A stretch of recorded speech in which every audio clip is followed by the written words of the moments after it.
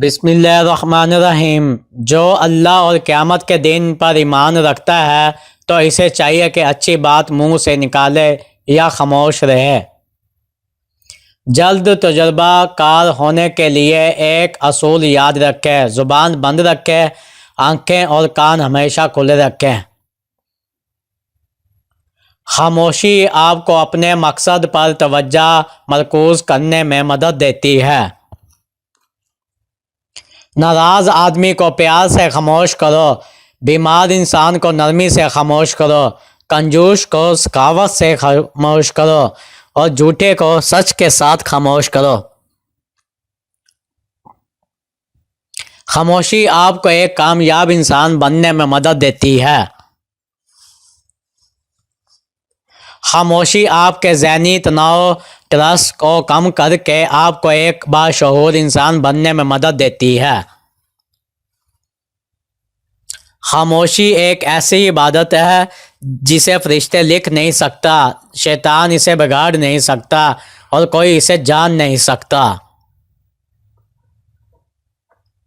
بولنے کا حق چھینا جا سکتا ہے، خاموش رہنے کا نہیں۔ خاموشی بھی ایک عظیم نعمت ہے، خاص طور پر اس وقت جب اختلافات زیادہ ہو، آوازیں بلند ہو، علم کی کمی ہو اور دلائل کی کوئی قوت نہ ہو۔ خاموش رہنا بہت مشکل ہے، لیکن خاموشی بہت بہترین انتخاب ہے۔ خاموشی سے کی گئی دعا اور محبت دونوں ہی بہت طاقت رکھتی ہے۔ خاموشی کسی کو یہ بتانے کا بہترین طریقہ ہے کہ آپ نے اچھا نہیں کیا۔ احمق اپنی بات سے اور عقل مند اپنی خاموشی سے پہچانا جاتا ہے۔